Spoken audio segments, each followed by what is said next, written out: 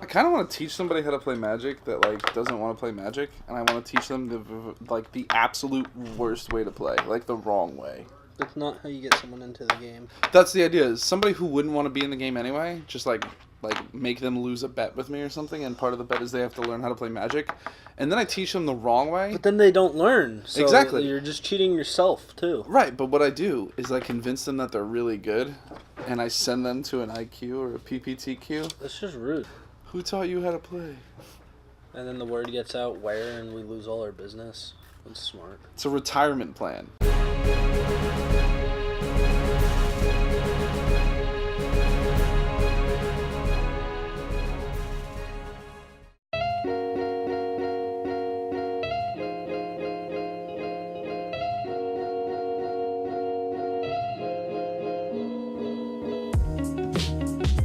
It's good entertainment. It's just weird, We're though. funny, man.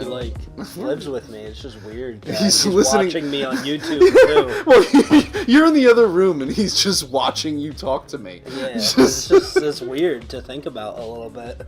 Oh man! Like, what if I walk out of my room to go to the bathroom or something, and I just hear from Armand's room just like my voice? It'd be a little creepy. And I'm Josh. It's a little awkward. I don't know. I think I'm gonna reenact a Battle of Wits episode in your house. Oh God, no. And see if you just are like, is this Armand watching, or are we just? All right. What's up, heroes? No, you're doing it wrong already. Ah! What? I clapped. All right. What's up, heroes? It's Doug and Josh, and Core 19. We're here to talk about this game. Yeah. I don't know if you've ever heard of it. Magic the Gathering. We're here to preach the good word about Magic the Gathering. But before we do, we have an offer for you. If you like, this was for at the end of the video. You're right. You know what? Wait Now till you the gotta end. watch. Now you gotta wait till the end of the video. Now you have to suffer through the whole episode of Battle of Wits just to get there. So, just, It's too good. Later. So, Oof. That was close. Yeah, it was really close. Core 19. Yeah. Ricardo's an expert ninja. You might have heard the rumblings of the chairs and stuff, but that's just our cameraman doing his good duty. The sneaky peeky Hispanic. It's a little racist. Anyway, I'm Puerto Rican. So, Core 19, we have... Hispanic isn't a race, technically. Whatever, man. Whatever, man. Same thing. So, we have some high-profile reprints in this set, which is pretty cool. Crucible World, thank God I traded mine the day before it was spoiled. Scape Shift, which is amazing because it's only had one print and been $50 for no reason because it's only played in one deck. Omniscience, which is amazing for the Commander players because they're like the only ones that play it besides like maybe a one-of in Sneak and Show and Legacy. Really huge. And a cool one that's not as high profile as the others, but Magistrate's Scepter, which is a really cool card. Extra turns, you know? And it's on an artifact that's in a format that has a lot of artifact-based stuff right now. So who knows? Could do something cool with it. Voltaic Servant, man. Voltaic Servant's going to be really interesting with that. I think that... Paradox Engine could be really neat with it. Yeah. There's a lot of janky stuff you could do with it. It could Standard's be cool. about to get real silly, real fast, for a Hopefully. real short time. Hopefully. Yeah, for about 3 months... You're going to be seeing some really janky decks in the Standard I think meta. that's after Kaladesh and them rotate out, but yeah. I think after Kaladesh and them rotate out, we'll just see too different high power jank, level. but like right now, there's just so much stuff. Too high power level. But, we're getting 5 Planeswalkers. yeah. One, two, one three, of four, each 5. color. Yes, so we're getting Ajani, Tezzeret, Liliana, Sarkhan, Which is basically Tybalt. Yeah, and a new Planeswalker named Vivian Reed.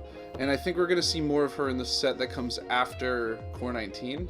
Maybe. I don't know if she has anything to do with Ravnica, though. They said she the made next set's Planeswalk Ravnica. to Ravnica. Yeah, that's true. Who knows? Because, you know, on Ixalan, Angrath was from another plane, but he had Planeswalk to Ixalan. Yep. And then got stuck there. But, so there's also some really nutty new cards. Hold on. We're not talking about Planeswalkers yet. Tezzeret. Yeah, the Looks awesome. He looks very, very fun. Alright, so for +1, you get a Thopter with flying. Thop. And for 0, draw a card. If you have 3 or more artifacts, draw 2 cards instead, which is silly. And then his -9, which he's a 5-drop Planeswalker that comes in with 5 loyalty, so it's a 4-turn tick up. -9, you get an emblem with, at the beginning of your end step, search your library for a permanent card, put it on the battlefield, and shuffle your library. He becomes a planar bridge, just every turn. Which is pretty nice. That's pretty neat. I like it. Yeah. I think this is a Tezzeret that a lot of Tezzeret decks have needed for a while. Yeah, Tezzerator. Almost all the other Tezzerets are bad besides the blue-black one. Which Tezzeret even the then, Seeker's you have pretty to build a really big shell around. Yeah, and like EDH, not for Yeah. constructed though. Yeah. Like Modern and Legacy. Dejani looks really good too. Adversary of Tyrants. It's a 4-drop, 2 white, 2 colorless. +1, put a 1/1 counter on each of up to 2 target creatures. -2, return target creature card with graveyard with converted mana cost 2 or less from your graveyard to the battlefield. And -7, get an emblem with at the beginning of your end step. Create 3/1/1 white cat creature tokens with lifelink. Yeah, he's pretty good. He's doing Ajani things again. Yeah. So it's less angry Usually how it Ajani, is. more meow meow. Liliana's pretty good. She's okay. She's alright. So It's more she's- of a commander card than anything. Right, but she's a 4-drop, 4 loyalty Planeswalker, so she's quick and easy. Yeah. Her +1 is And 3. you can activate all of her abilities as soon as she comes in. Right, Like well, any 3. any of them. Yeah. So her +1 is mill the top 3 of your library into your graveyard. If at least one of them is a zombie, each opponent loses 2 life and you gain 2 life. So, you know, there's some Self-mill zombie stuff. Or yeah, reanimator there's some stuff, interaction yeah. there. -2, target creature gets -X until end of turn, where X is the number of zombies you control, so zombie tribal, you know, including her would be a thing. Yeah. And -3, and again, she's a 4 loyalty Planeswalker. You may cast zombies from your graveyard this turn, which, if you have Rooftop Storm out, just go Yeah, nuts. so mostly a commander thing. A little novelty otherwise. I mean, zombies aren't Should be a okay. thing in limited. standard anymore, sadly. Maybe if this was going back like a year Yeah. when zombies was good. She'll see play in limited, basically, because she's a walker. Sarkhan Fireblood. Sad. We don't need to talk about, anyway. Vivian Reed's kind of neat. She's decent. 5 mana, +1, look at the top 4. Reveal a creature or land from among them, put it into your hand, rest on the bottom in a random order. -3, destroy target artifact, enchantment, or creature with flying. Pretty good. You know, she protects herself, that's good. And -8, you get an emblem with creatures you control, get +2/+2, vigilance, trample, and indestructible. Yeah, that's pretty silly. Pretty decent. Yeah. Very similar to Domri Raid emblem. Yeah, just, you know, with a little bit more of a buff. And, you know, she just, you know, it's another 4, it's a 3 tick. It's a 3 ticks to get there. Yeah, So- I think, do all of these walkers actually pass the doubling season test? Vivian does. Sarkhan does not because he's trash. Lily does, Tezzeret does, and Dejani does. Yeah, so all of them but the bad one that we don't need to talk about. Yeah, he's really bad. Can we kill Sarkhan? Can we just kill him? No, Because you can't that's make a not good fair. one. Name one good Sarkhan. The one was The like Temur one? crazy insane when he was in standard. I think it was the one that made the dragons, the mono red one. Oh, Was like Sarkhan the Mad. crazy insane. Still bad. No, he was crazy insane. And where is he now? He's not standard legal, so it doesn't matter. That doesn't make him bad now. He was good in a format, Yeah, that's fair. you know, whereas Tybalt has never seen play. Anyway, They came out with a line of horses. mares. Mares. Their creature type is horse. So it's the 5 horsemen of the magic apocalypse, I guess. I mean, not really. It's just like they're more like nice horses. Yeah, they're kind of typical to the Shield, Surge, Plague, Lightning, and Vine. yeah, they're pretty typical to the colors. Like Yeah. shield, you know, shield can't be blocked by red creatures. You know, when it enters the battlefield or becomes the target of a spell or ability opponent controls, you gain life. Surge Mare does card draw. Plague Mare. Plague Mare is actually pretty nice. Like He's when it gonna enters the pair well with battlefield, Chain Whirler. creatures your opponents get -1/-1 until end of turn, and Yeah. it can't be blocked by white creatures. It's 3 mana 2/2. This is how a card like that should be designed. You shouldn't make them 3/3s with first strike that deal 1 damage to everything. Except creatures you control or Planeswalkers Chain you Whirler. control, or players you control, because, like, you know, Chain Whirler is just busted. Anyway, Ban Chain Whirler. no. or unban I everything. ain't weak. Unban everything. Vine Mare's kind of neat. Hexproof 5/3 for 4. Can't be blocked by black creatures. Lightning Mare's whatever. It can't be countered. It's 2 double red. Can't be blocked by blue. Has fire breathing for a colorless and a red, and it's a 3/1. It's okay. It's like a little mini ball lightning, you know? Meh. They did they fixed Pox. And they put Pox back in. It's now called Fraying Omnipotence. You know, so each player loses half their lives, discards half the cards in their hand, sacrifices half the creatures they control, and each of those numbers you round up. And it's 5 mana, not 3. That's very important. That's why it's not fixed. 3. That's why it's 5, fixed. Not 3.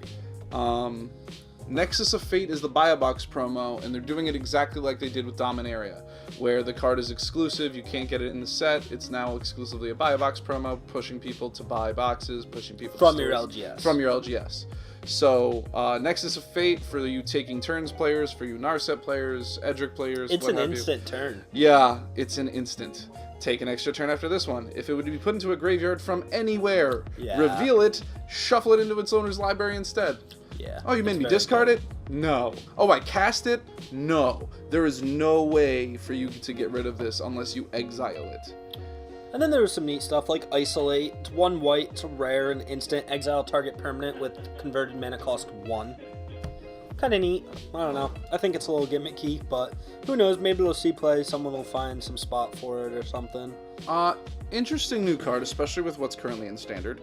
Liliana's Contract. Now, this is very flavorful, even though Core 19 is a core set, so it's just a snapshot in, you know, it's snapshots in time throughout the lore of Magic. For those of you who are Vorthos, or for those of you who are familiar with the lore, Liliana traded her soul to the 4 demons for the Chain Veil. It was Belzenlock, Kothafed, Grizzlebrand, and Razaketh. Razaketh. That's, yeah, the Amonkhet one. So, she's killed all of them now, because she killed Belzenlock in Dominaria. So Liliana's Contract, when it enters the battlefield, you draw 4 cards and lose 4 life, which is, that's great on its own. It's an enchantment for 5. For 5 mana, you draw 4 cards. And then the second clause, at the beginning of your upkeep, if you control 4 or more demons with different names, you win the game. Yeah, pretty neat. Decent card. Would like to remind you of a little card from Ixalan called Arcane Adaptation. Choose a creature type. All creatures you control are that creature type. So if you have 4 different creatures on the board with Arcane Adaptation, you win.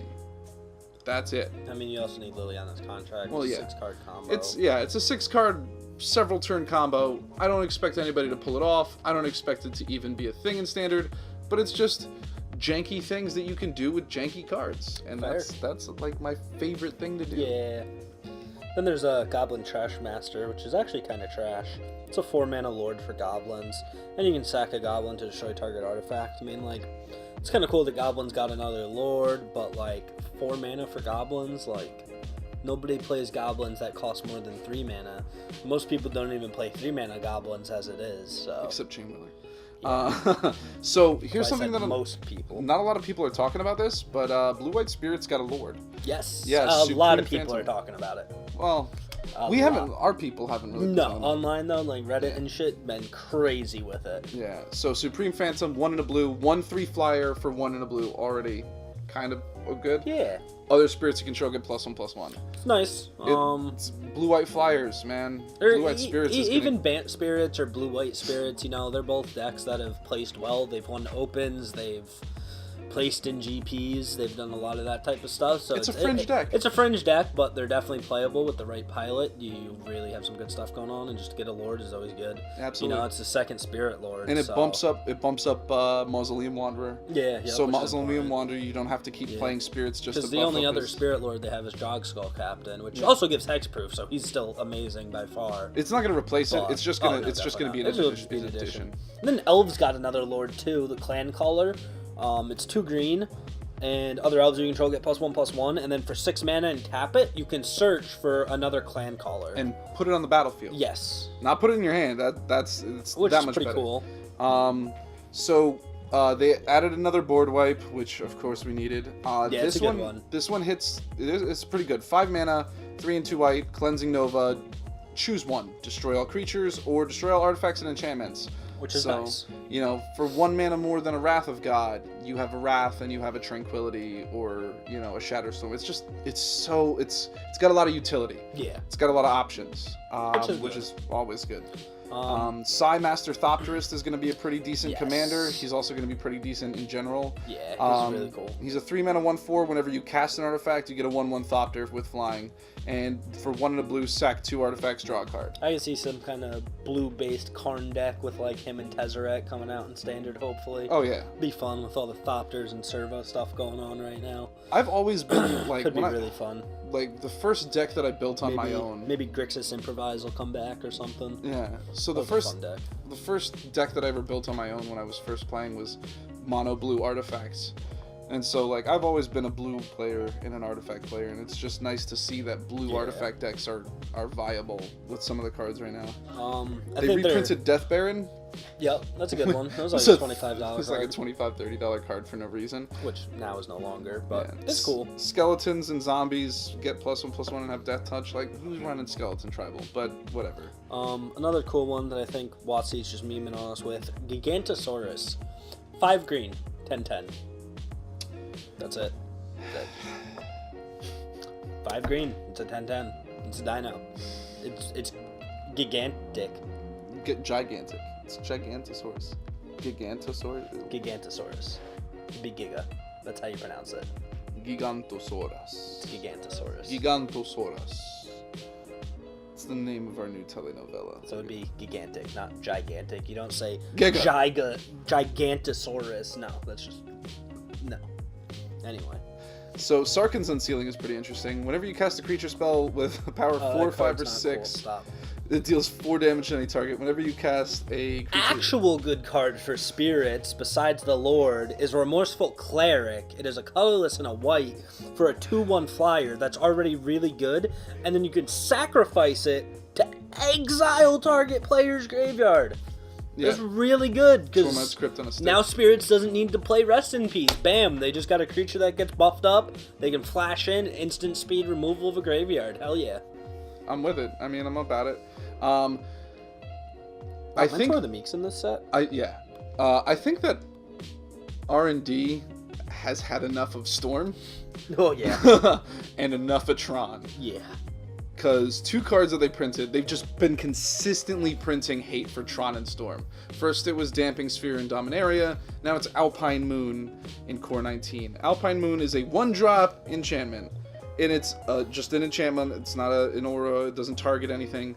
Well, it sort of. No, you name something. You name something, you don't No target it. So as it enters the battlefield, choose a non-basic land card name. Lands your opponents control with the chosen name lose all land types and abilities, and they gain tap at 1 mana of any color. So you drop that name, Urza's Tower, and watch as their Urza's Towers just become Birds of Paradise, basically. Yeah. That's... have fun. Or, you know, it's just silly. Another card a lot of people were talking about, the Infernal Reckoning, 1 black, instant, exile target colorless creature, and you gain life equal to its power. Yeah. Pretty neat. It's reverse swords. Yeah, basically. In black and only on colorless things. Another silly card, which I'm sure you've seen by now. Again, mythicspoiler.com. Hey, sponsor us. Oh wow, Rex Sage is in this set? That's cool. Amulet of Safekeeping. 2-drop artifact. Whenever you become the target of a spell or ability an opponent controls, counter that unless they pay 1. Bye, Storm. I'm gonna grape shot you for 20. Okay, you're gonna pay 20 mana? No? Alright, no. Counter. Then the second ability is creature tokens get -1, -0. So, Young Peasy, Empty the Warrens. Why are you mad? You know what reprint we forgot about? What? The biggest reprint of them all? Colossal Dreadmaw. Surprise! This is like the 6th time in a year it has been reprinted. Yeah. I think it missed out on what? Masters 25? Yep. And Dominaria? Yep. But it was in Ixalan, Rivals, Iconic. Wasn't it in something else too, I thought? And now freaking Core 19? Oh my god. People were joking that Colossal Dreadmaw was gonna be in Dominaria. Yeah, it was like the And it was mock-up gonna of be it chasing eating the Weatherlight. Yeah. Oh god, that would have been hysterical. Jesus, Would've been Wizard, stop. Make other generic cards, please. Desecrated Tomb's pretty good. Whenever one or more creature cards leave your graveyard, get a 1/1 bat with flying. It's good for Reanimator decks. Shock reprint. Omen Speaker, which is nice to see in a non-conspiracy set. Omen Speaker is a pretty decent card, I think. Yep. Smelt. Smells pretty good. Chaos Wand is interesting. We didn't talk about the Elder Dragons. Oh, well, we're gonna get there. Those guys are, yeah. So for 4 and tap, it's a 3-drop artifact, 4 tap. Target opponent exiles cards from the top of the library until they exile an instant or sorcery card. You get to cast it for free. You then put the exiled cards that weren't cast this way on the bottom of the library in a random order. So, we were talking about just like ridiculous cards that you might accidentally cast with it. Yeah. Like, I don't know, Apex of Power, or Nexus of Fate, or I don't know, Enter the Infinite. Enter the Infinite would be a bad time. It'd be a really bad time. Could be good. It could be good if you're on that plan, but if you're not on that plan, you're in trouble. If you're playing it, you're probably on that plan. That's true. Yeah. Fair enough. All right. So Elder Dragons. Yeah. So they reprinted the Elder Dragons. Arcady Sabbath, Chromium, Nicol Bolas, Palladiumors, and Vivictus Asmati. Yeah, so those all are of the original 5. The original 5 Elder Dragons, which is where EDH got its original name from. Yes. Elder Dragon Highlander. They Elder usually Dragons use one and of the Elder Highlander, Dragons. there can only be one. Exactly. So the new Elder Dragons are fucking stupid. They're so dumb. They're pretty neat. I like them. They're really good. So Arcades, the strategist, is 1 and then Bant. 3/5 Flying Vigilance. Whenever a creature with a defender enters the battlefield under your control, draw a card. There's tons of 1-drop ones that are nuts, like And Vine 0 Kami drops, and there's a lot. it's just nuts. Really good. Each creature you control with defender assigns combat damage equal to its toughness rather than its power, and can attack as though it didn't have defender. Yep. What?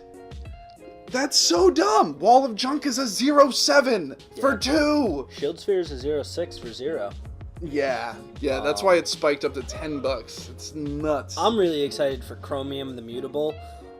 It's the Esper one, Esper 4 colorless. Flash can't be countered. Flying 7/7, and then you discard a card and it loses all abilities, becomes a human with base power and toughness 1/1. Gains hexproof and can't be blocked. So like, it's a 7/7 that can't be countered. First off, that has flying, and then you can discard a card to make it hexproof to protect itself. Yep. Like, that's an insane finisher for any Esper control decks. That's just awesome. It's so good. It's probably gonna see play. We're gonna save Nicol Bolas for last. Okay. 'Cause he's got 2 cards That's on him. fair. Palladiumors the Ruiner, 3, and then Naya, red, green, white. He's a 6/6, flying, vigilance, trample, and he has hexproof if he hasn't dealt damage yet. So you can just leave him on the field and just play a bunch of equipments, Yep. and then load him up and go, oh, hey, huh, Yeah. here's 40 damage, double strike. He's pretty nice. He's pretty gross. He's the Naya one. He's gonna be an interesting Naya Voltron commander. And then we got Vivictus Asmati, the Dire. The He's the Wall of Jund Text. Dragon. Flying. Whenever Vivictus Asmati, the Dire, attacks, for each player, choose target permanent that player controls. Those players sacrifice those permanents. Each player who sacrificed a permanent this way reveals the top card of their library and then puts it onto the battlefield if it's a permanent. So he basically makes them sacrifice something and you Chaos Warp it, essentially. Yeah. For each player. So multiplayer focused, obviously, which seems like Wizards doing a lot recently.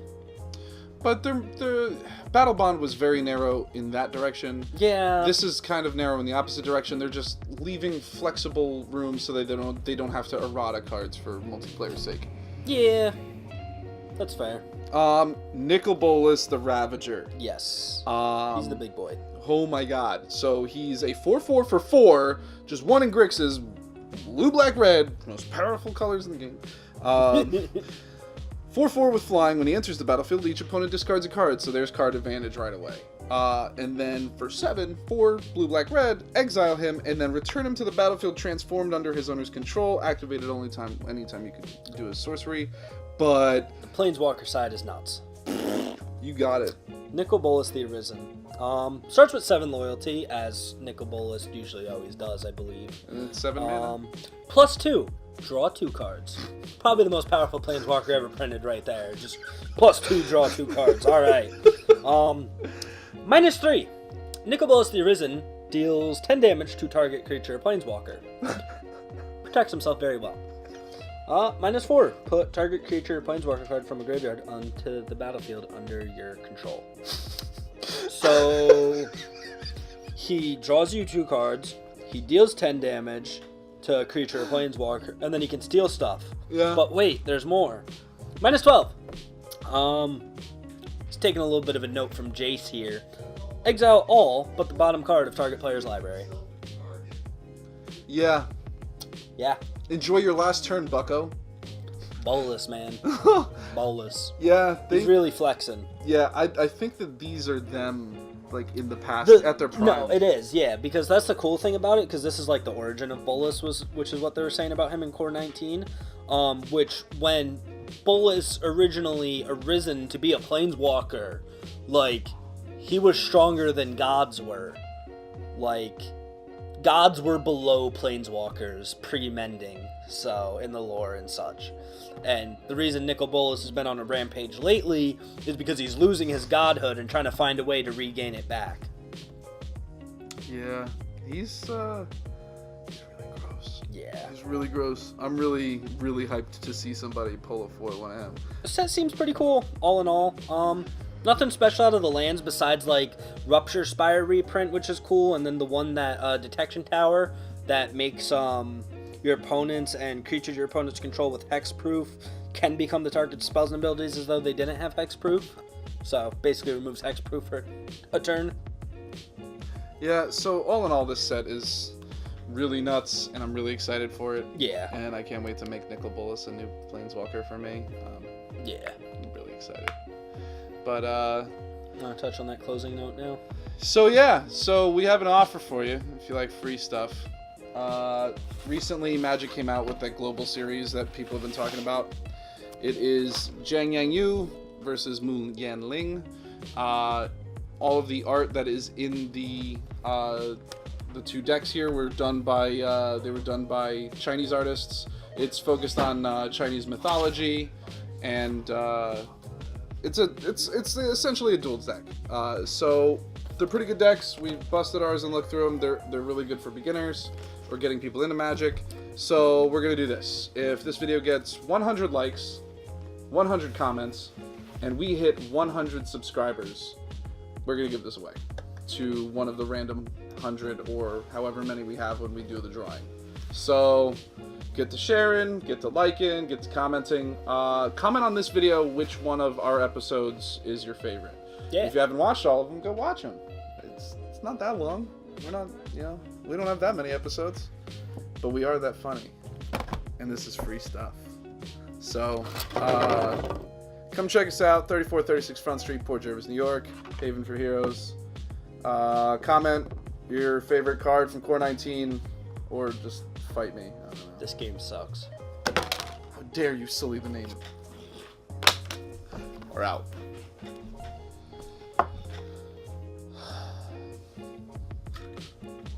Want to make out? He didn't say no this time. Get over here, big guy. Ow, stop.